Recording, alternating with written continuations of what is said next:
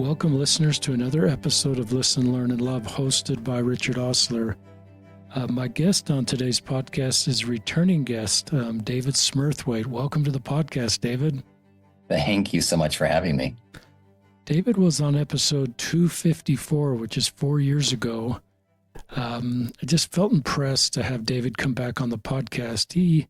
His pronouns are he, they. He is not a cisgender man. He is gender expansive, would be how he feels about who he is. And I hope I use all the right pronouns and the right vocabulary.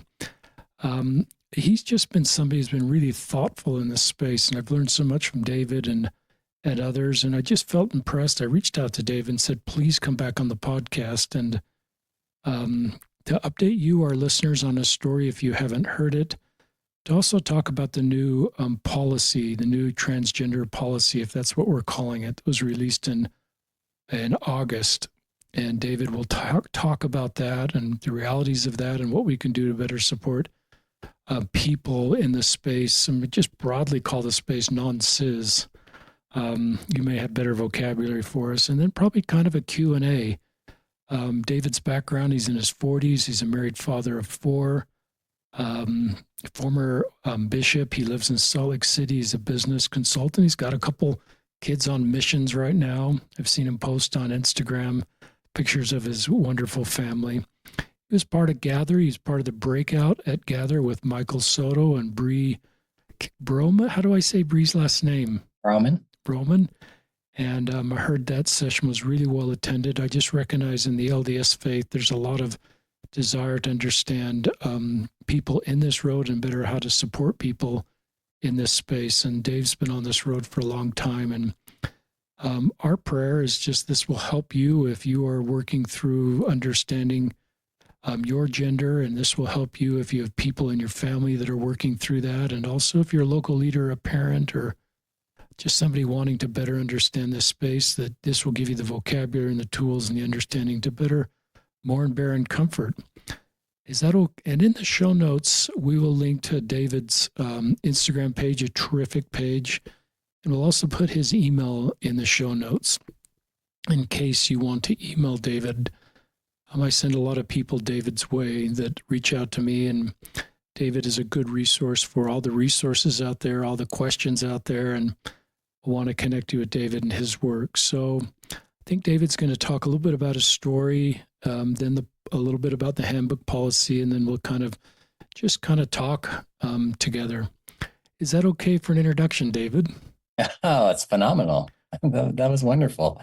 I don't know how we're going to fit it all in to this time, but I'm grateful for the opportunity to have these conversations and happy to reintroduce myself a little bit.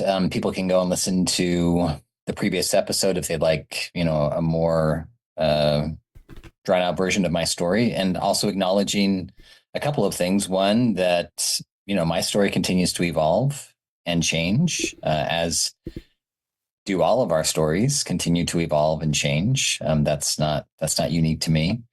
And also just want to be clear that I'm representing my story in the trans non-binary space, in the gender space, and that is reflective of my journey alone. And even perspectives that I share that are in terms of myself and my wife, that's my perspective on our relationship. And so I just want to be very clear that I'm not trying to be prescriptive or representative of anyone besides my own experience. Perfect. So just a brief introduction for me. A lot of times individuals will start out with their story talking about when they first knew that perhaps their story was not consistent with the gender binary. That happened for me at age 10 or 11, and started having sensations that seemed inconsistent with the world around me. And they were conflicting or disturbing enough that I kept them in for the most part, up until a certain point when I felt as though, because of the culture and the dynamic which we were living in at that time, it was 1990, that I needed to go essentially confess these feelings to my bishop. And my bishop was a grandfatherly figure. I loved him and love him dearly. He has since passed, but he was my youth bishop. I grew up with him in our family ward. And again, this was 1990, and he was a couple generations ahead of me, and even me as a young adult, or not a young adult, as a young man, there wasn't the vocabulary. We didn't know what we didn't know at the time. So instead of a disclosure or a conversation, which would be more appropriate today, it was a confession, and it was treated as a confession as well. And the feedback, unsurprisingly at that time, was that this isn't something that should be entertained. And in my 11-year-old mind, I interpreted that as sin, as something that was unclean in me. And I did not tell another soul, did not tell anyone else, did not approach friends or family. Again, it was so taboo and so uncommon at the time that it just wasn't something that we talked about. So buried it for decades. And in the meantime, was able to serve a full-time mission in Milan, Italy. Met and married the partner of my dreams, Marissa, who also served in Milan, Italy. So we share the love of all things Italian and are excited for the new temple that was announced in Milan, because that's our neck of the woods. And I'm excited for you. And we're just oh recording man, this yeah. a couple days after conference. So you're the first guest post conference has had a chance to comment on these new temples. Yeah. Marissa and I will be in Milan in a couple weeks' time, and so it'll be fun to be there. Have four beautiful boys that continue to delight and try us, and in all the best ways. And served in a lot of different capacities. Have been able to serve in youth leadership positions, as a seminary teacher, in leadership positions in the bishopric and as a bishop. And so, over the course of those 30 plus years where really a lot of things were buried, a lot of really tender feelings were buried associated with my gender. There was a beautiful, wonderful life that was taking place. And there was just something that I always kept inside that I was too ashamed to share with anyone. And, eventually that broke that capacity that I had to continue to hold that in and not be honest with myself, with God, with those that were closest to me. Eventually that felt too painful to move forward with. So I had somebody along, in the past 6 or 7 years, I forget at what point in my journey, kind of reframe the phrase coming out as instead letting people in. And I really appreciate that because coming out, there's potential feeling of lack of control. There's a real high degree of vulnerability associated with that phrase for me. But letting people in, that's you allowing people in, including yourself, on that experience. And so I eventually let myself back in to my gender journey, my gender exploration, and quickly thereafter allowed Marissa and allowed God into that experience, and had some very meaningful, continue to be even more and more meaningful as I progress, exchanges especially with God, and receiving some really core answers to really distraught prayers at the time. Being in a very raw and vulnerable space created for me an atmosphere where I was able to have some very important answers given to me. And since that time, have just continued to allow more and more people into to my experience with gender, my experience with identity, and and some of those, and the majority of those individuals, I will say, have received me with open arms. And I'm deeply grateful for the response that I receive most of the time. And occasionally there are people who do not. And in times and seasons, in certain times and seasons, that was very difficult to bear because I felt like it was about me. And it was, going back to those feelings that I had as an 11-year-old, that I was not lovable, that I would be rejected if I was ever fully disclosed, that, I might be more than fits the binary system. But over the years, I have come to recognize that it's most often not about me when individuals have a hard time. And it is, it's their world that they grew up in, which is just as valid as my own. And sometimes our dots aren't able to connect. And sometimes some strong emotions are expressed in those moments.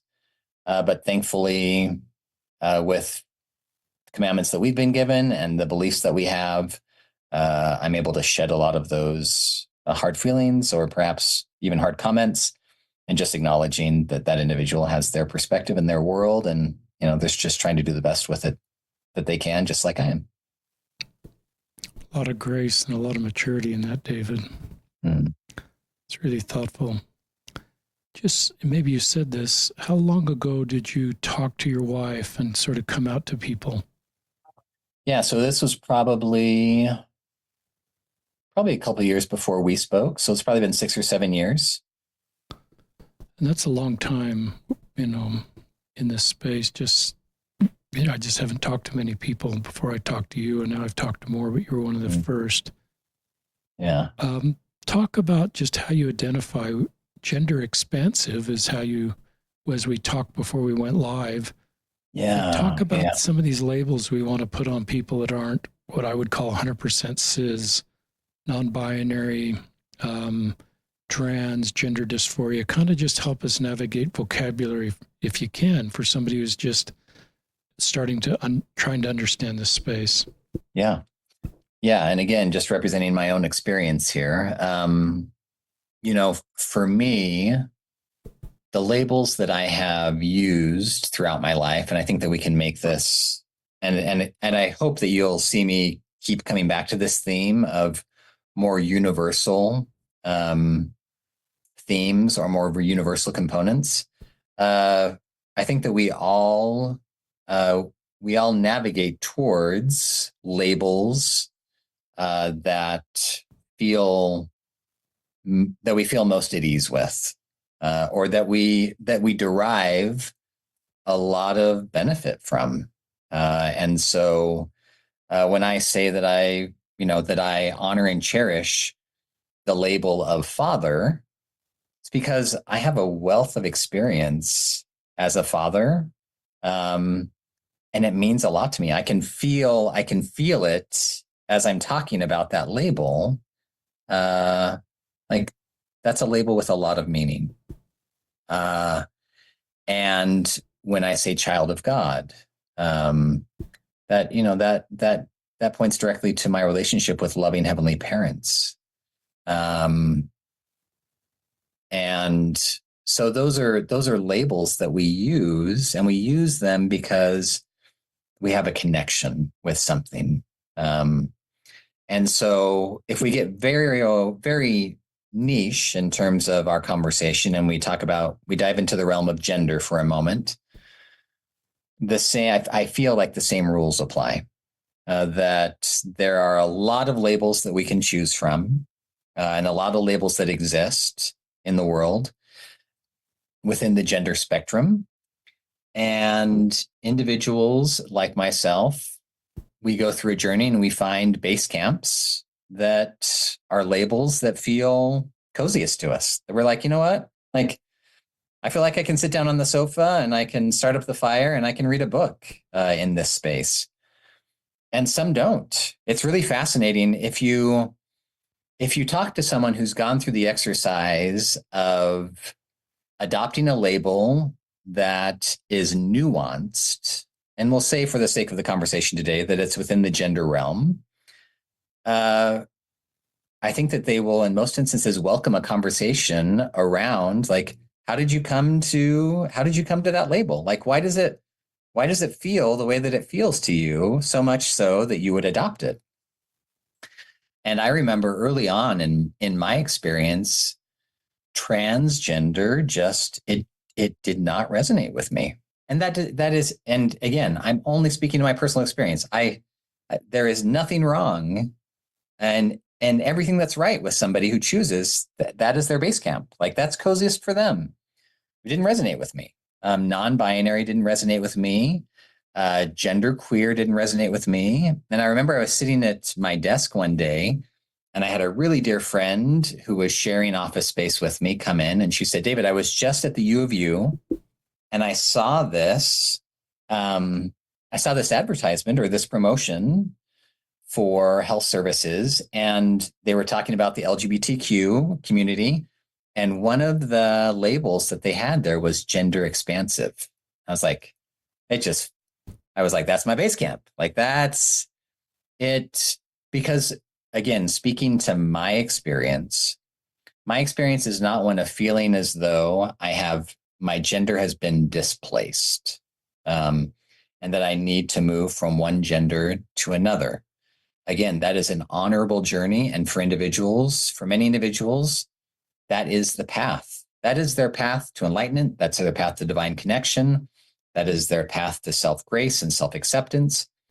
But that has not been my experience. My experience has been one of adopting all attributes of gender, and surrendering a lot of the value that we've placed on gender norms and expectations. So I love gender expansive because, and let's just strip out gender from that label, which is what I'm doing more and more these days. Let's just use the word expansive.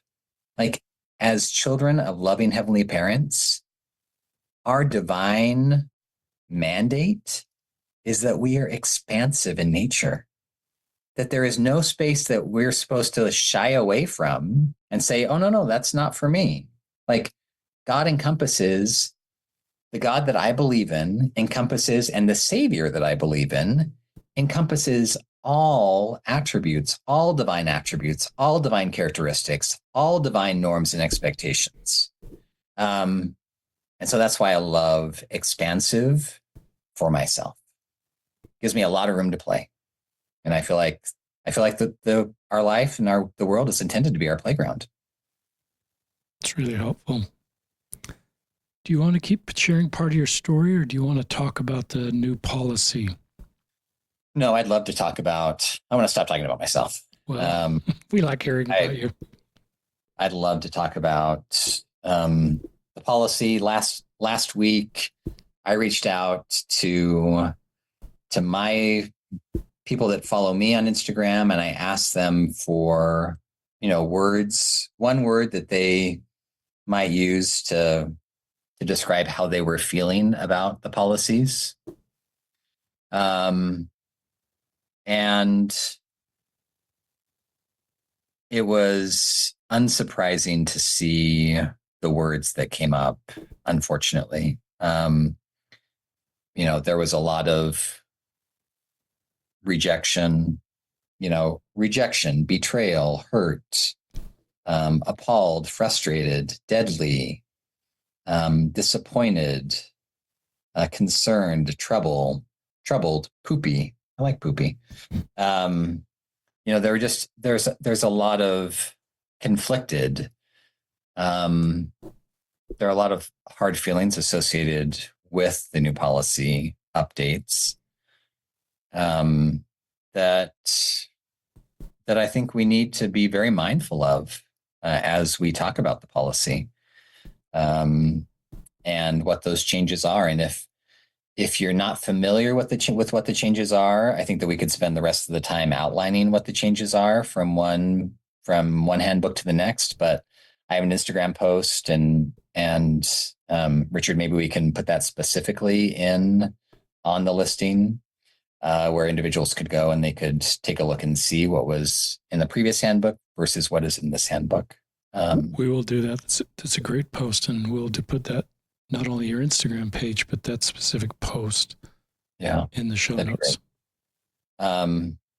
The church has provided a lot more in this latest release. I guess just to give a little bit of context, if someone is unfamiliar with the changes, the church has come in. This is basically a 2.0 version to policies on individuals in the transgender, non-binary space. And the 1.0 version, again, the church didn't know what they didn't know at the time. And there was a little more leniency in terms of giving leadership the benefit of being able to just work with individuals on an individual basis. And my only assumption in terms of how getting a gist of the new handbook changes is that the church felt as though they needed to come in with more structure when it came to working with individuals in the transgender and non-binary spaces.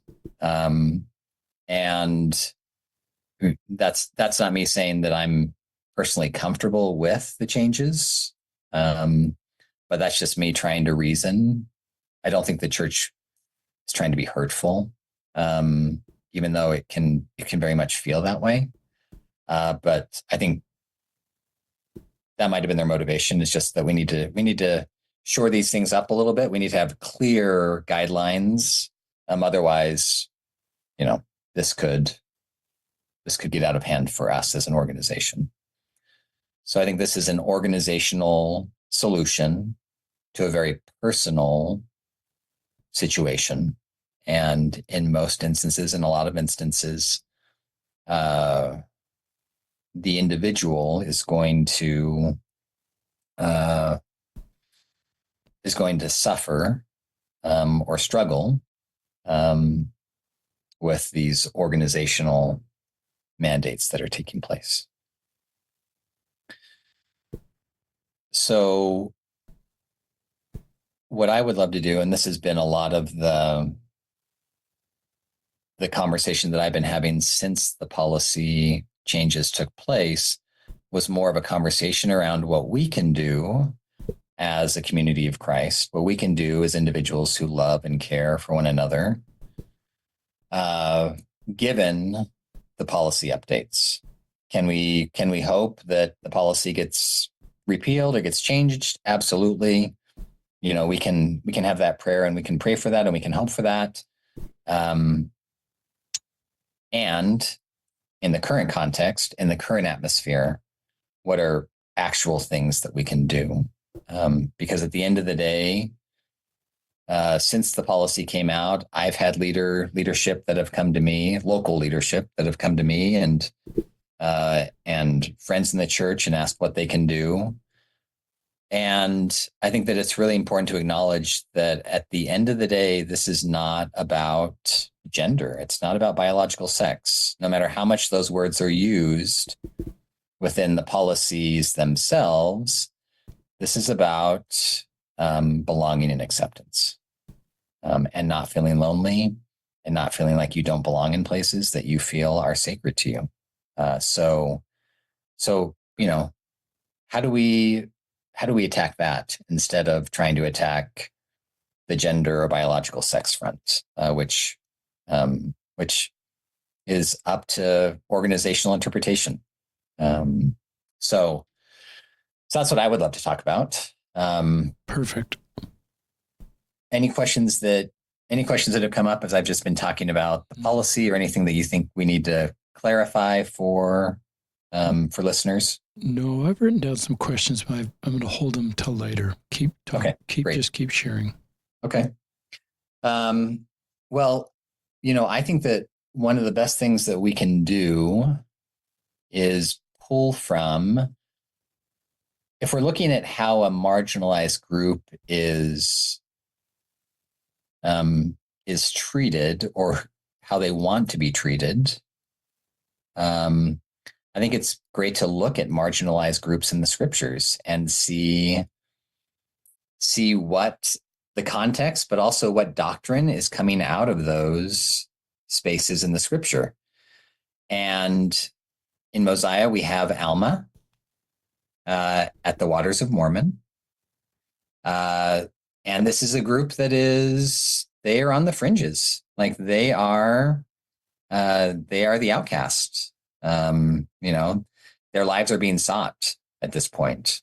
And it's in these circumstances that Alma teaches one of the scriptures that we quote more often than others in the church, and that is essentially what is our baptismal covenant. When we come through the front door and come into the church and community of Christ, this is the promise that we make, and that is, if we want to be called Christ's people, then we need to be willing to bear one another's burdens and mourn with those that mourn and comfort those that stand in need of comfort, and stand as witness of God and God's love at all times and in all things. And I find it phenomenal to consider the circumstances, the atmosphere that these things were being shared. A people in hiding, essentially. Is it any coincidence that we're talking about bearing one another's burdens and mourning with those that mourn? Like, I can only assume that there was probably a lot of that being felt at this time among this people. So if we splice that up a little bit and, chop it into digestible pieces, and talk about how we bear one another's burdens, how we mourn with those that mourn, how we stand as witnesses of God. I think that as we talk about bearing one another's burdens, that they may be light, one of the most important conversations or acknowledgments that we can have as members, as fellow brothers and sisters, children of God, is that the things that I am experiencing in my life are not so different from the things that you are experiencing in your life, Richard. And I think about the definition of Zion that we have, and being of one heart, one soul, having all things in common. And how sometimes that gets lost in our conversations especially when it comes to individuals on the fringes of the gospel. Even in our most compassionate ways, we create distinction between ourselves and others. And in creating that distinction, I fail to acknowledge that, oh, wait, we have all things in common. Like, our intention is not to be a group of different groups of people that all love and accept one another. Our intention is to be one people, like one family, no manner of ites among us. That is the intention. And so even in the most compassionate ways, we sometimes draw lines when we're not intending to draw lines. And we think of things in an us and them mentality. Whereas if we can start to break down those barriers, then it becomes a lot easier to have empathy and compassion and understanding. Because suddenly my experience is not so different from your experience. We think about the term, for example, of dysphoria. Richard, can I ask, when I say the term dysphoria, what comes to mind? Well, before I knew this space, I don't know what I would have said, but now I think of people who there's a mismatch between how they feel and what their biological sex is, and that's gender dysphoria. So that's where my mind goes now. Yeah. And I think that we know the word dysphoria. If you know the word, I think this is a perfect example. If you know the word dysphoria, then it's likely that you have learned it in recent years and it is tied to gender dysphoria. So again, we draw a line there and we say, well, there are individuals out there who are experiencing gender dysphoria. But let's strip gender out of that definition. Richard, have you ever had a circumstance in your life where you perhaps are living an experience in your mortal experience, and yet you have a vision or a feeling of what your divine potential can and should be? And have you ever felt a disconnect between those two states? Sure. That's dysphoria.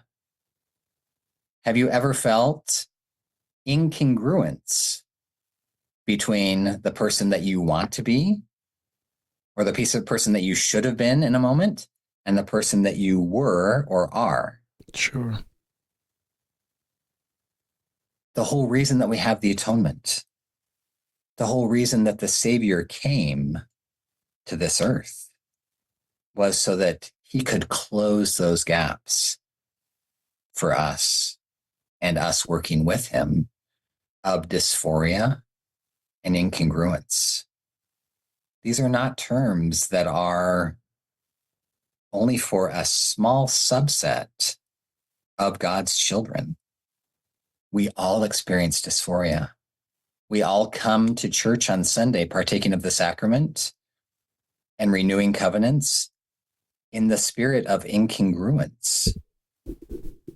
Like, we're trying to align these states within ourselves. And as soon as we start to recognize, like my dysphoria or those emotional feelings, spiritual feelings that I have are not different than gender dysphoria or gender incongruence. Everyone has their different flavors of what that feels like to them, but we have that in common. We also share, all of us, a desire to feel loved and accepted and feel as though we belong. And that is no different for an individual in the gender space than it is in the faith space, than it is in the professional space, than it is in the family space. We all want to walk into spaces and into communities and feel like we belong. And to be told that we don't, where it matters most, at home, at work, at school, with our friend groups, with our faith, that always hurts. It pains our heart. And so the more that we can, my belief is, the more that we can break down these words and break down these definitions, the more able we are to be truly of one heart and one mind and recognize the emotional feelings that I am having when it comes to acceptance and belonging or incongruence or dysphoria. That's what it feels like for my fellow brother or sister. And they're just feeling it in a different flavor than I am. But it's just as important, and there's a sameness that's associated with it. And in doing that, talking about bearing one another's burdens that they may be light, this was pointed out to me beautifully in a fireside that I did recently at the Hearth with Jeff and Catherine Wise. Bearing one another's burdens that they may be light. One, as soon as we can empathize with an individual, I don't know if we can carry a burden that we can't empathize with. first off. I'll just throw that out there. The Savior is able to bear our burdens because he has perfect empathy for us. He has worked hard and was given that through his divine mission. And it's something that we seem to that we're picking up piece by piece, the breadcrumbs as we go throughout this life. A little more empathy, a little more empathy, a little more empathy. So I would pose that question. Can we actually bear one another's burdens if we don't have empathy or understanding there? And two, that they may be light. There's a weight associated with light, but there's also, and this was brought up in the fireside, there's a radiance associated with light. So bearing one another's burdens that they might be illuminated, that they might be light. And when we talk about individuals that are suffering within the context of our church communities, our communities in general, our families, once we are able to empathize with them in a way that is similar to Christ's empathy and connect with them and share those burdens together, then there is light, there is luminance, there is awareness of this. And I think that's how we start to break down some of these destructive elements of this mortal existence that we've signed up for. Love all of this. Keep sharing. So bearing one another's burdens, they may be light, mourning and comforting with one another.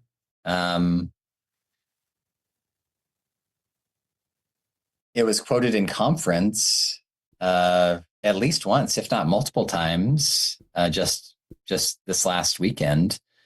President Nelson's quote about the easiest way to identify a true follower of Jesus Christ is how compassionately that person treats other people. And when we think about compassion, and suffering with or struggling with another individual, how can we truly mourn with those that mourn and comfort those that stand in need of comfort? And I think a lot of that comes down to ministering in a compassionate way. And ministering is a series of gestures. Ministering is a series of gestures that reinforce that you are safe here, that you are wanted here, that you are loved here. And some really practical things that we can do if we want to talk specifically about individuals in the trans and non-binary spaces like myself, referring to someone the same way that you would like to be referred.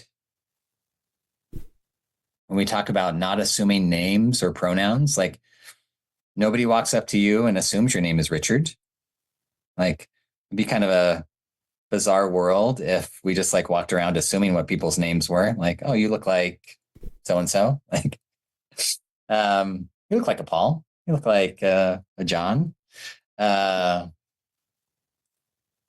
so really these core elements of our being that feel important to us, those deserve to be recognized and acknowledged. And I love that, Richard, that you as someone who is very mindful in these nuanced spaces starts out conversations asking about pronouns and asking about what names I would like to use and what labels I would like to use.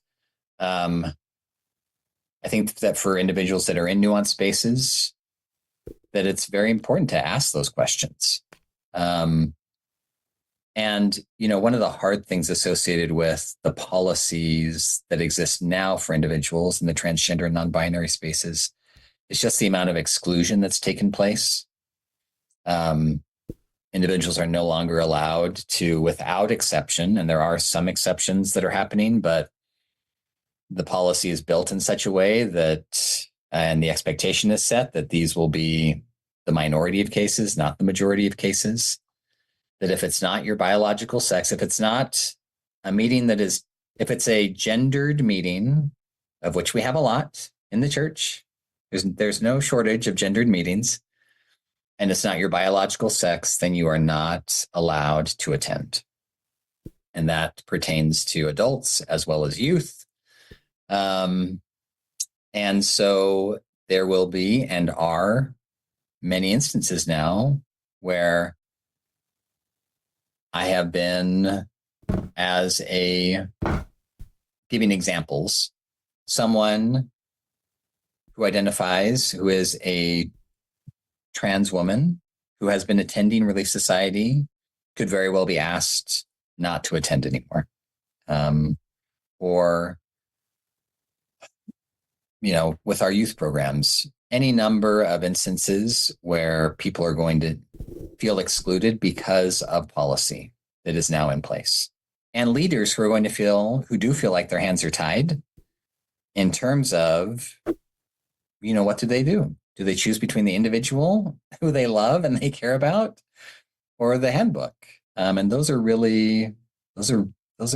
hard decisions, and hard spaces to have to live in. So how do we constantly invite individuals to participate in spaces where policy says they can't participate officially? And I don't have the answer for that. But I think that individuals have the capacity, leaders have the capacity, teachers, parents, mentors have the capacity to exercise creative inclusivity. And to use that as much as possible.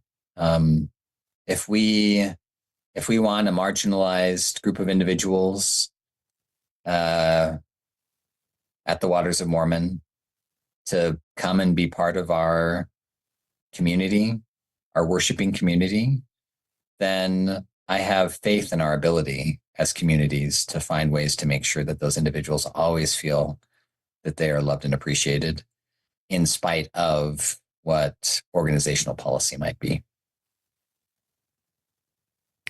Really helpful stuff. Go ahead. Sorry. Keep sharing, or I can ask you some questions. I think that we have such capacity to stand as witnesses of God's love. Like, there are so many opportunities every day that we can do this. And how we do that in these really nuanced, difficult spaces, in some instances, it requires us leaning upon what President Nelson has talked about a lot, and that is the power of personal revelation. Like I said, these are organizational shifts that have taken place that in a lot of instances have individuals feeling as though they've been pushed out. And that this is not a personalized approach, but rather an organizational approach. And so in many instances, the only way to bridge that gap is to honor and even encourage personal revelation on the part of the individual, on the part of leadership, on the part of families and parents. My heart aches when I consider the pain that policy shifts like this create. And it's hard to experience pain, and it's hard to experience heartache. But one of the things that I acknowledge as a member of the Church of Jesus Christ of Latter-day Saints is that the history of our church, there's a pattern that plays out over and over again. And that is that there is something that is hard to bear, something that we don't understand. And it gets big enough that that someone decides to go and ask God about it. And, whether that is the plan of salvation, whether that is the priesthood coming to all worthy male individuals, whether that is the number of revelations that we hold dear as doctrine today. A lot of those came from a very heartfelt space where there was just too much pain or too much incongruence to continue to move forward. And for individuals who are in that space right now, I think that we have to honor that tradition that exists within the church of seeking God, asking questions, and moving forward as best we can at an individual level, at a family level, at a group level, until that day when perhaps at an organizational level, the dots are able to connect. But in the meantime, that requires honoring personal revelation and decisions, and also being willing to stand up if you feel spiritually at odds with applications of the policy. Again, like talking about bearing one another's burdens, that they might be light. Like sometimes we have to illuminate the pain and the suffering, the isolation, the loneliness that's being felt on the part of individuals or ourselves, in order for that to be made known to individuals who they might not be insensitive. They might just be blind, empathetically blind to that pain and that suffering. And until they come in contact, very personal contact with that pain and that suffering, it won't make a difference for them. So bottom line, I think there's a lot that we can do and a lot that we can acknowledge as children of loving heavenly parents to help us draw closer together and grow closer together through these very difficult circumstances. It's really helpful. Talk about support groups. I get a lot of messages. If you're ready for questions, I get a lot of messages from parents that have kids in this space, and they're looking for maybe other LDS parents to, there might not be any in their ward or stake, and so they're looking for just community. Yeah. And then spouses. I get messages from spouses saying, my spouse would love to have a support group being married to someone who's in this space, or vice versa. Talk about support groups that are out there. Well, I'm going to start out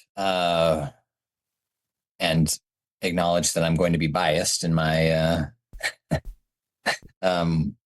but Lift in Love, Allison Dayton, whom I love dearly, founded Lift in Love.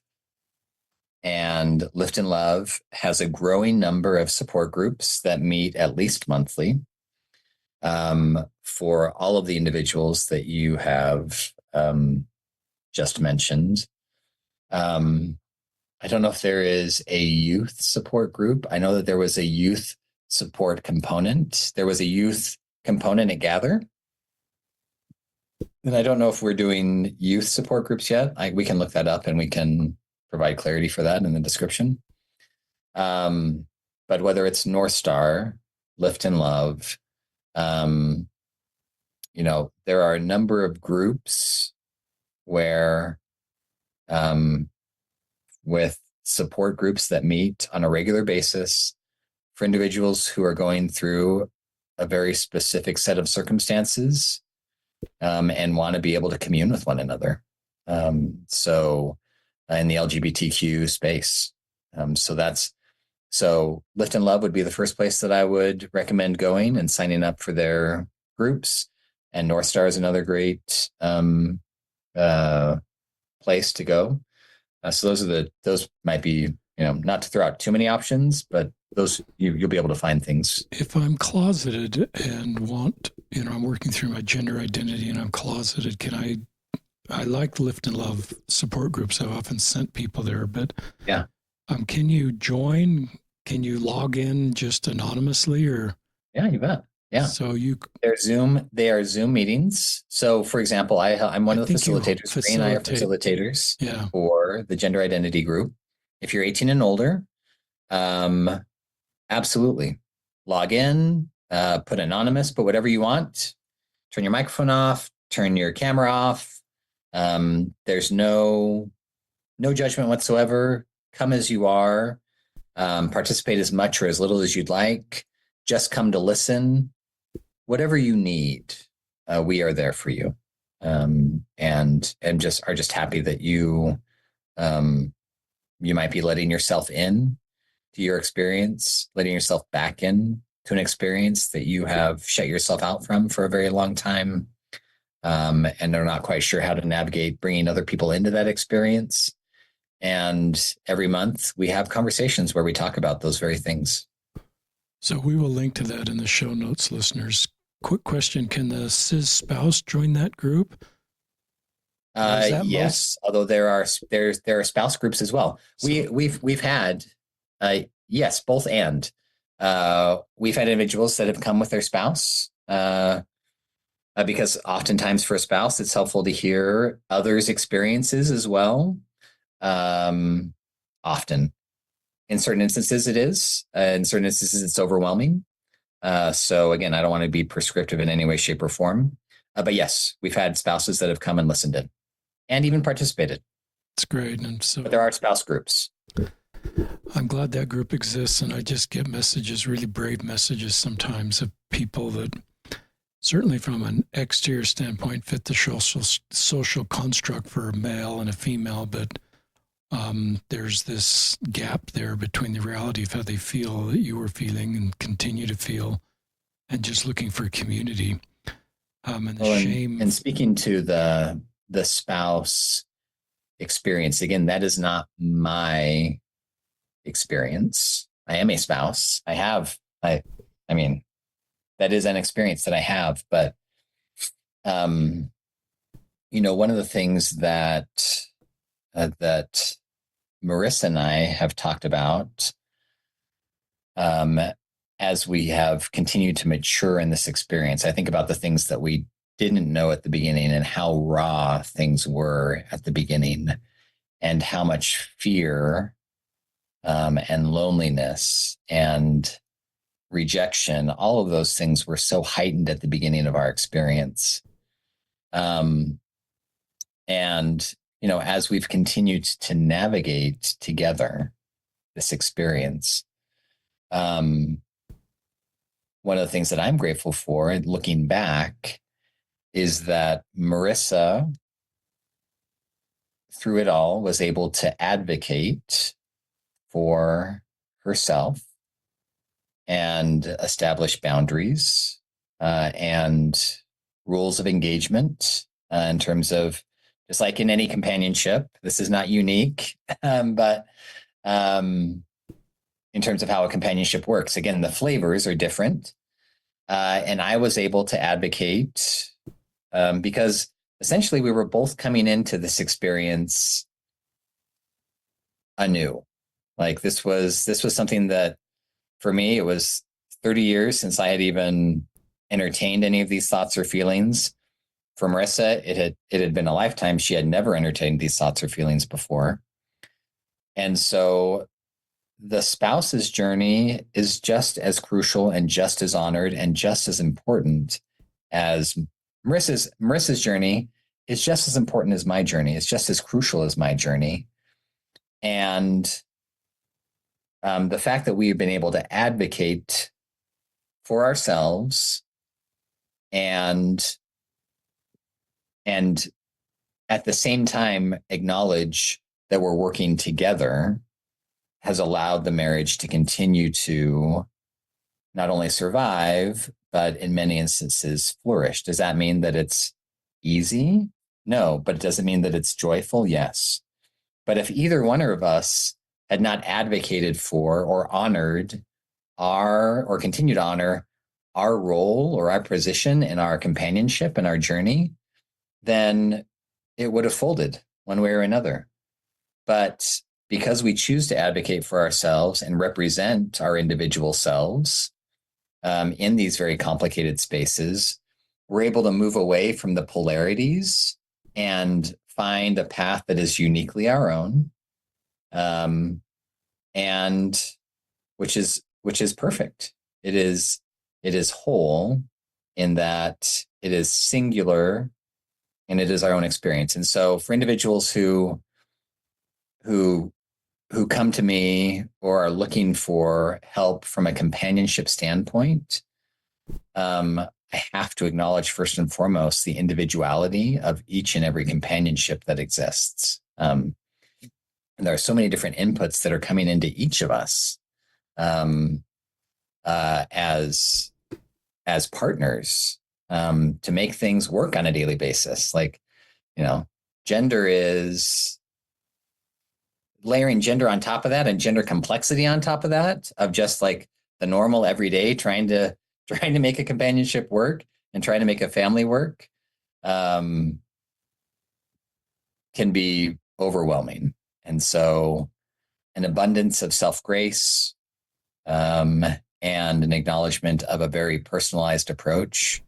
And that can be helped by hearing other people's experiences. But my experience with Marissa is not going to be your experience with your partner per se. Great answer, Tuck. This could be a whole nother podcast, but parents that are listening, LDS parents that have a kiddo, let's say somewhere between 11 and 20 that is not cisgender, what advice, and they're trying to best support this kid. And that's could be a whole nother podcast, but just, a couple points of advice you'd give to those parents. Yeah. Well, first, I want to acknowledge there are some great resources out there of parents who have navigated these waters. And Monica Phillips comes to mind. There are so many loving, caring parents out there that I would encourage individuals to seek out their stories, their writings, etc. Because I'm not, I am a parent. And I have children who struggle with their own things in life and have their own doubts and fears and nuances. And for me, love is always the answer. I have had children who have come to me and said, I think largely because of my own personal experience, influenced by my own personal experience, this might be something like I might be experiencing this as well. Like I might be experiencing gender dysphoria. And my response to them as a parent, as a father, was simply just be yourself. Like just be you. Like I love you for being you. I don't love you because of any gender norms or expectations that you're adhering to. Like just continue to beautifully be you. That's all that we need from each other. I will be my best self, which is not going to be great sometimes. And you're going to be your best self, which sometimes I won't think that's great. But shed a lot of the world's norms and expectations, which is hard to do. And that's easier for a parent to say with all of our years of wisdom than it is for our teenager who's living in a world of belonging and acceptance at a heightened degree. But just love. The statistics have shown that if teens who feel as though they might be marginalized or rejected, especially within the LGBTQ spectrum, if they have parents who simply love and accept them and honor them for the souls that they are, the suicide rates, the incidents of self-harm, like all of those things drop to the levels that quote unquote normal children experience, because everyone's a normal child. Like everyone, and that's for us big kids too. Like we're all normal children. We're perfectly normal in the sight of our loving heavenly parents, doing the best we can. Another question, good answer. I'm going back to your 11-year-old boy that bravely opened up to a bishop you framed up as just a terrific human being that just didn't have any experience in this space. You give him a lot of grace. Of course, yeah. So if you go back and be that 11-year-old boy and open up to a current priesthood leader, a current parent, what response would you like to hear now? Or this helps us to know what we should say to that your 11-year-old self 30 years ago. Yeah. I don't think that the answer changes much from what you just said. The parents' approach. And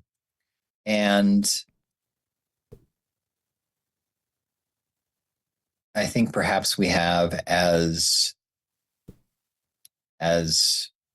current leaders, parents, mentors, we stand on the shoulder of our parents and grandparents who knew only what they knew at the time and were doing the best that they could do.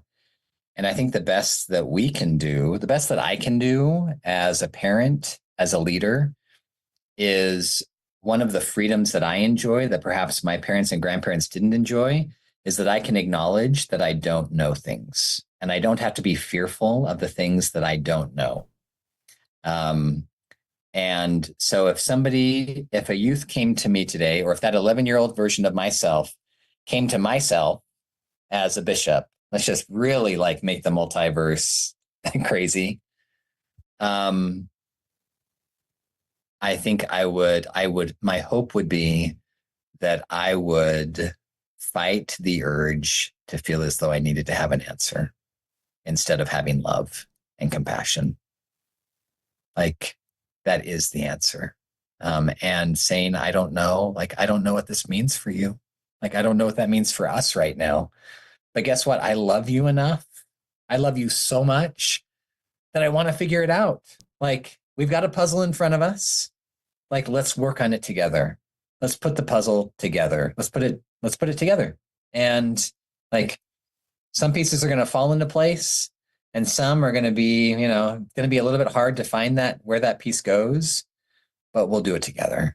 And you'll never be alone. And you never have to worry about someone not being there with you to put together the puzzle.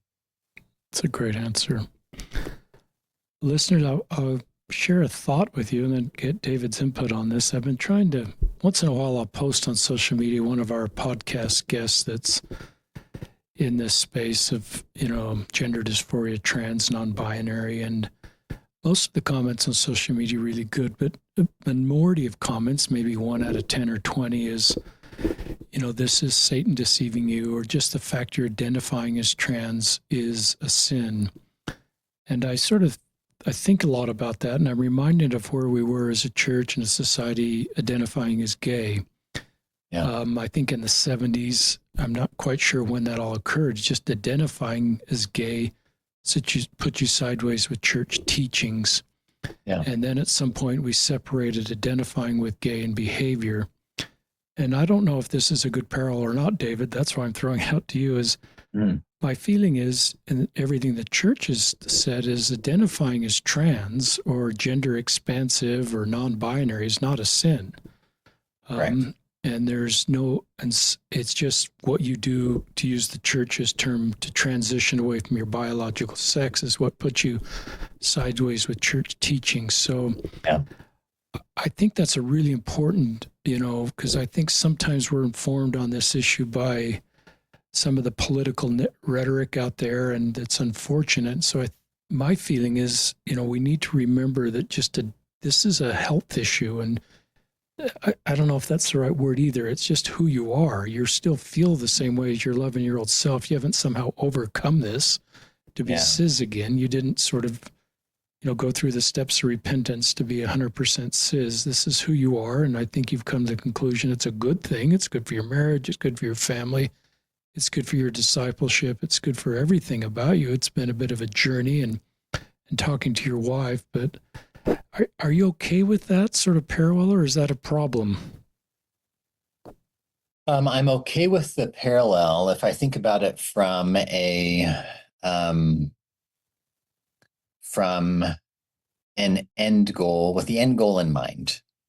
Um, and I think that we can draw a lot of comparisons to individuals and groups that have been rejected or marginalized, um, uh, whose privileges have been withheld, um, because of a status, whatever that status is, uh, and have seen those overturned over decades and years.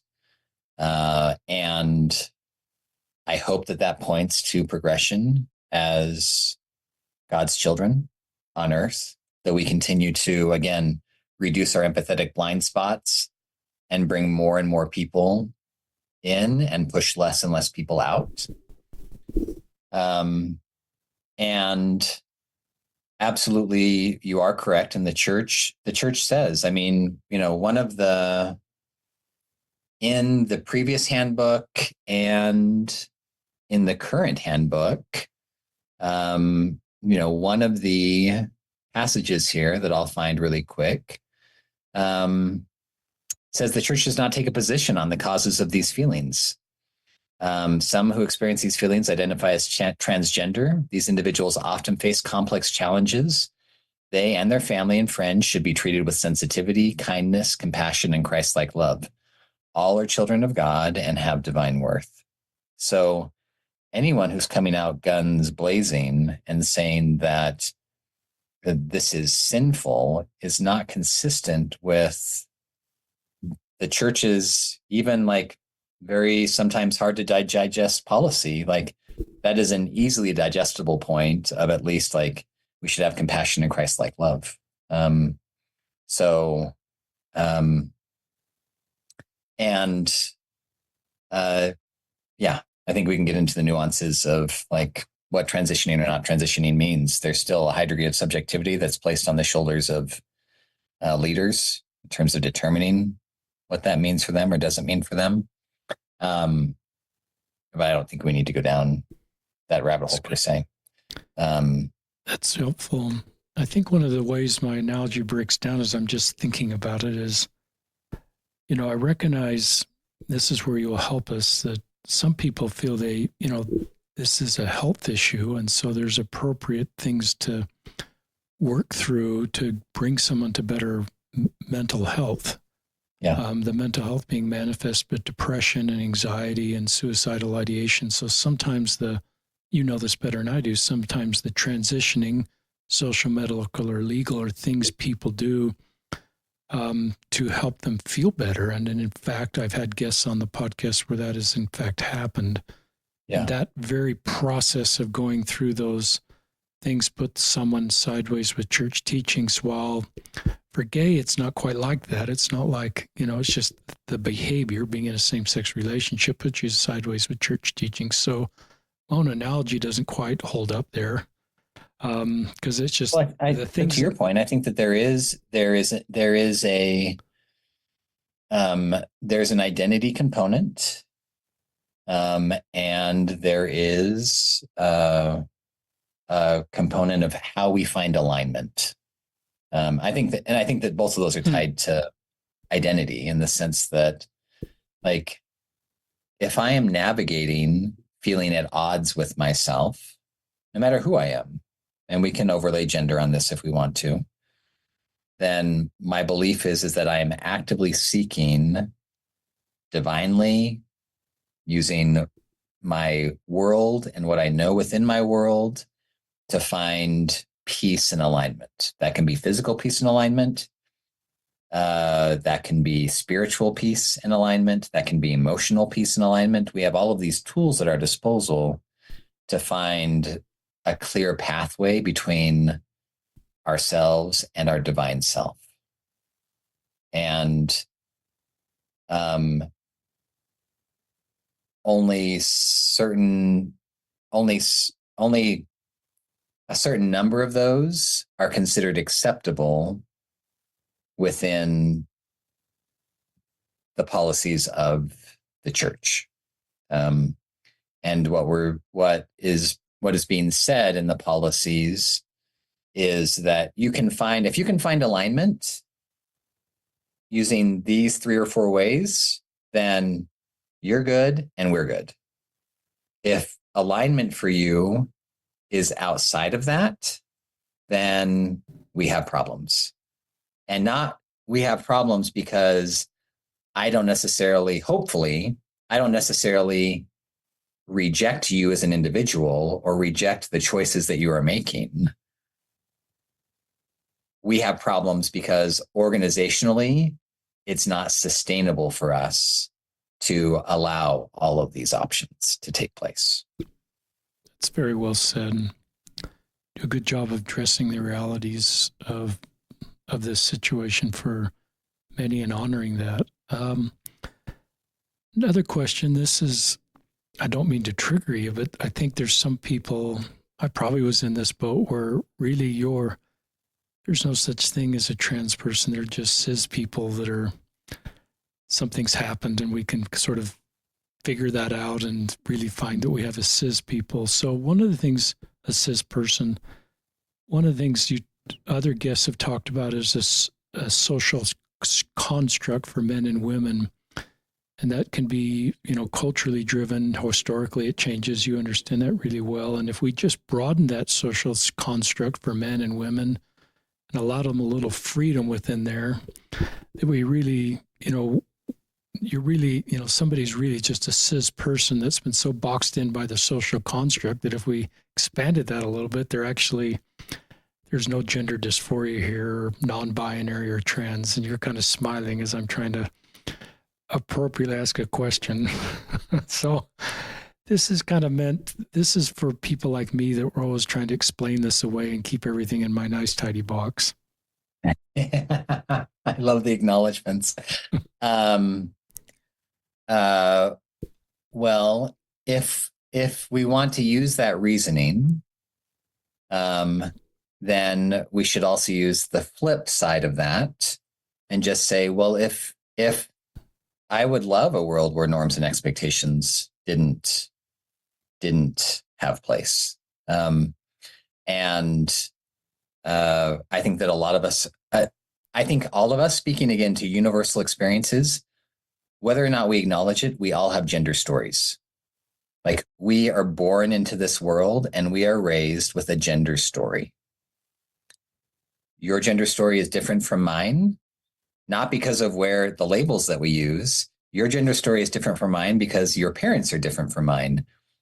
The year that you were born and the city that you were raised in contributes to your gender story. So if gender stories and gender norms and expectations were eradicated, then I would say we wouldn't have trans individuals and we wouldn't have cis individuals either. We would just have individuals. And so to say that, there are no trans individuals, there are just cis individuals who have had social constraints placed upon them that have made them this way, that's just as true for the cis individual. Like, whatever label you're deciding to hang on to, not one is greater than the other. They are both just representations of the gender story that you have inherited. So if you're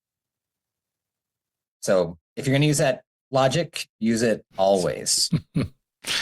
Let's just be individuals. Let's just be individuals who are all trying to acquire all of the godly attributes.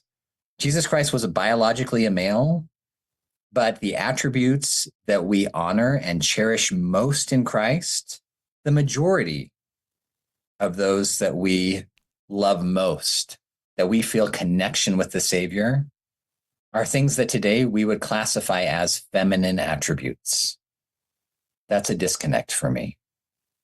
I think that Christ does not embody the masculine or the feminine. Christ embodies the divine. And our mandate, again, as individuals, is to follow his example and to acquire all attributes, all divine attributes. And that is not in any way, shape, or form intended to minimize the experience that gendered individuals have had in this life or the roles that they play in this life. That is not in any way intended to minimize the beauties of motherhood, the beauties of fatherhood, all of those unique experiences that we have that come from biological sex. Those are all beautiful components of our earthly existence. And they are, I feel, separate from divine attributes, divine experiences. Like, we are intended to acquire all of those things until we fill the measure of our creation. It was a golden segment, David, especially when you talked about Christ and these attributes are divine. You kind of take us to the 40,000 foot level of some of these topics. It's one of your gifts, one of your ministering gifts. Comment, and you're welcome. When we've talked appropriately about mourn, bear, and comfort, and before I got in this space, I kind of I knew kind of categories of that, but it was job related or health related or the death of a loved one. But one of the challenges of this space, as listeners know, is the bear, mourn, and comfort. Sometimes it's church generated pain. It's just, you usually go to church and it's the bear, mourn, and comfort for really hard week and a lot of pain out there. But for some in the LGBT community, the source of for some is, a policy statement like this. And so the bear, mourn, and comfort comes from the church. And my younger self would be hesitant to validate church-generated pain because I felt like my job was to defend the leaders, defend the church. And I felt I was kind of selling them out to honor, even if I didn't feel that pain, to validate that pain in them. And now I've kind of learned I can do both. I can support our leaders and also honor people's pain. And that's part of bear, mourn, and comfort, is not to invalidate pain if not understand it. So that's kind of been my evolution. I don't know if you have any thoughts on that, or because it's just a different type of pain that originates from our faith community. Yes. I think to acknowledge that there is pain and opposition that comes from within our church lived experiences, which I'm going to differentiate from a gospel lived experience. Good. Or Good. a disciple experience, I feel like is also to acknowledge and even honor what we read about in 2nd Nephi, what we read about in Lehi's closing words, and that is that there is opposition in all things.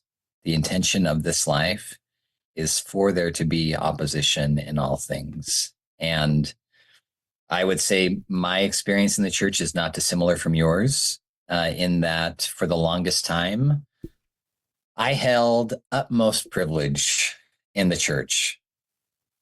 White, visibly, cisgender, young priesthood leader. Like, if you want to top of the peak in terms of privilege, respect, honor, all of those things. And unsurprisingly, the church was easy for me.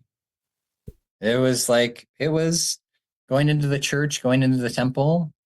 It was like the day spa. Like, it's just like birds are singing, water's running freely, like all of like these peaceful feelings and sensations that you can imagine. That's what it was for me. And then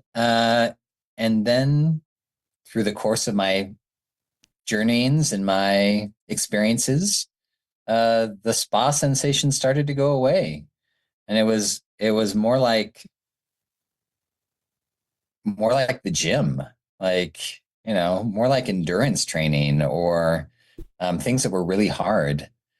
And, my boys, Sam and Noah, are out on missions right now, and they are at the start of their missions. They're in their early months.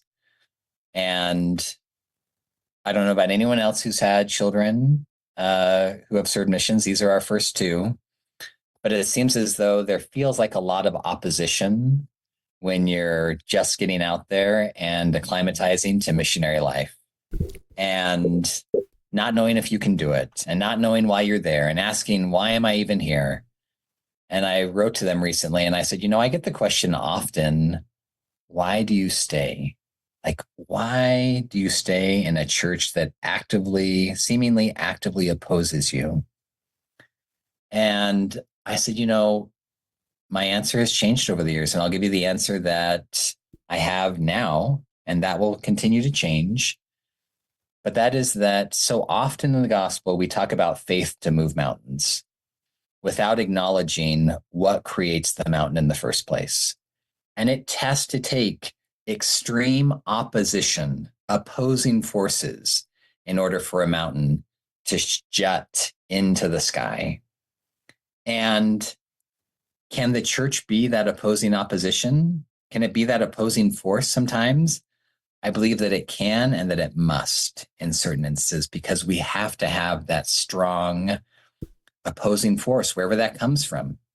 And sometimes it's going to come from the church. And what I told my boys is, you have to honor that opposition. You have to honor that mountain, because the mountain that is forming in front of you right now is the mountain that God will help you move tomorrow.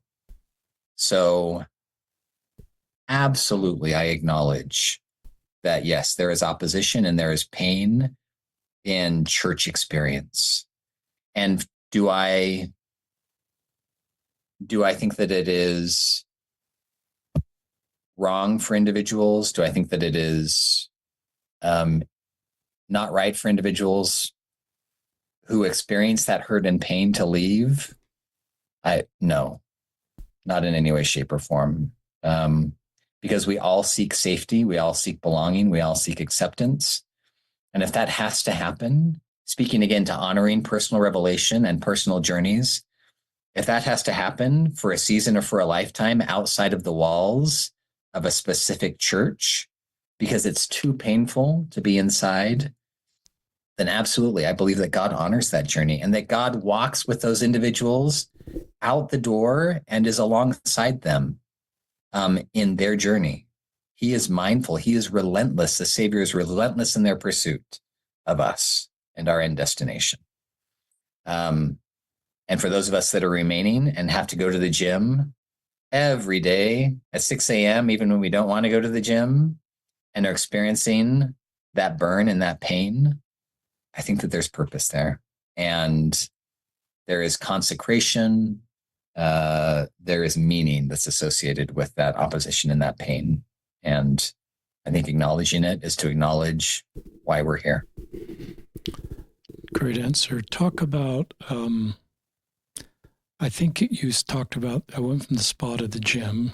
I went from sort of the bullseye of privilege in the church to a different space. Are you glad you came out to your wife, Marissa, and then more broadly?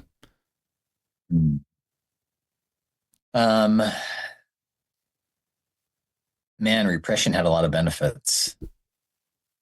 Repression was the jam sometimes. But repression was not my path. My path was to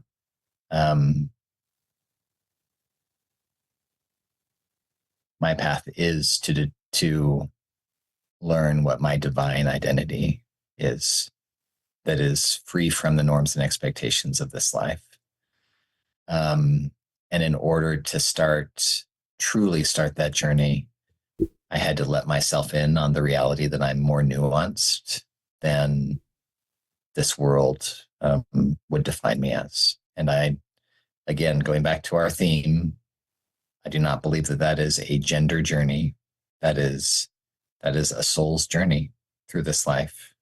We will all have to break down and surrender norms, expectations, labels, in order to define and discover what divine identity looks like and what it feels like. So I feel closer to God. I feel closer to Christ. than I ever have before. I know that myself, and I've heard it on this podcast and from other individuals that are close friends in the LGBTQ space, have found more resonance with Christ's life through our journey in nuanced spaces, and having to navigate complex relationships. I feel like that's an intention. And there's divine intention behind it and divine reason behind it. So I have no sorrow. Do I wish it was easier sometimes? Sure. But again, I think we're both in the same boat there. It's a terrific answer. And I think one of the things that's pretty consistent with David's story is personal revelation, and don't make your story David's story. So you've got to figure out, if you're closeted right now, what is the best path for you. My general advice is come out to yourself and come out to God and let Christ walk with you as sort of step one. And then you'll know if you should come out to loved ones, if you're married, and then more broadly. And so don't think you're unauthentic if you can't do what David's done and sort of talked about this publicly. Don't create shame in your life. You've already got enough of that, is my guess. You've got to find a way to get the shame out of your life for who you are, and then sort of figure out the next steps. And I'm not a therapist, but one therapist taught me sort of a term, storming, and that's when a relationship is dealing with new information, like you talking to Marissa. And I think one of the things the therapist told me is, even during that period, if you still have the same goals, like you want to stay married to each other and you want to raise these kids together, and then try to keep the big picture in mind as you're going through this sort of recalibration. I'm not a therapist. I don't know the right words, but it sounds like this is a beautiful part of your relationship, is this period of time, but you kept your goals intact. You kept your vision for your family intact. And then I think of Gene Kratz. I use this a lot on the podcast, maybe every 10 episodes, but that's Apollo 13, when the mission's sort of going sideways, and the mission command, if I've got this right, sort of is pretty down, and he stands up and says, "Excuse me, this is going to be our finest hour." So, and maybe you coming out to Marissa, and also then being public is painful, but maybe it's your finest hour, David. And then I think of your sons you just mentioned on your mission and the family culture you've created that, it's as hard to measure, but I would guess your kids know they can talk to dad and mom about really anything in their life, because dad had the courage to talk about this. And vulnerability brings vulnerability, listeners. And sometimes that's harder for dads to be honest and vulnerable and real. But it does create a culture around you where your kids can open up to you about the reality of your life, or your ward members, or your quorum.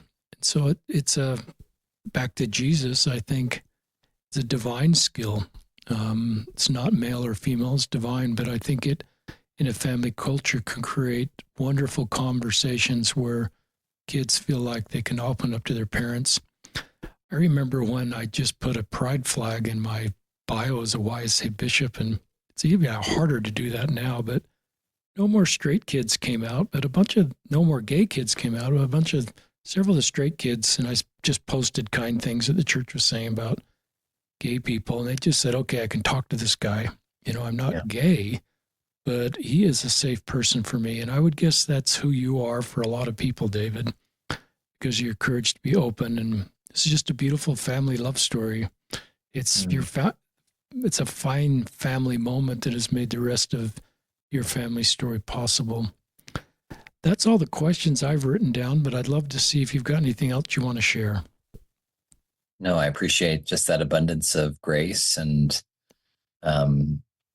thanks for beautifully expressing that, and just acknowledging to listeners that our lives and our family is just as complicated as yours.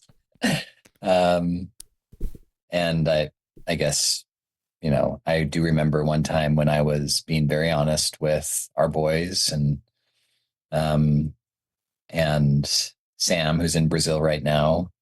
I was letting them in on my experience and where I was in my journey. And letting them know that they mattered so much more to me than my own comfort, and that if things were too hard for them, that I would gladly put my own needs aside, at least for a season. And Sam, it was probably 15 or 16 at the time, turned to me and he said, Papa, you've always told us we can be anything that we want to be, and you've always encouraged us to be our best selves. And I don't know why we wouldn't want the same for you.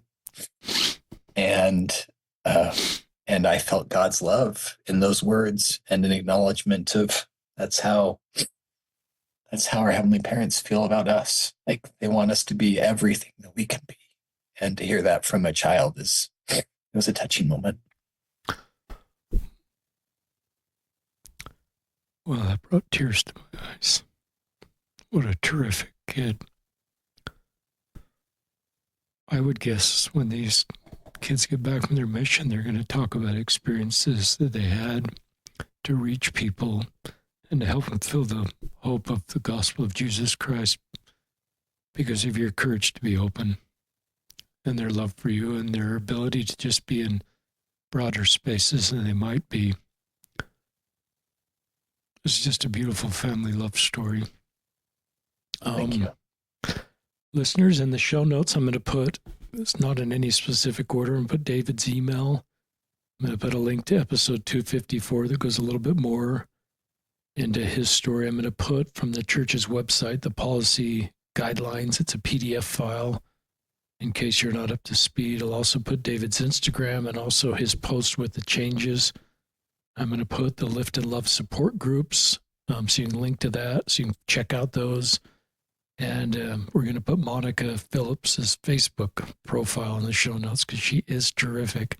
Mm-hmm. And if you're an LDS parent that has a kid that's not cis, she is just a terrific resource. And there's others, and just she can be a connector to resources that would help you. Yeah. Thank you, David Smurthwaite. There were some absolutely golden segments in there, including that last one.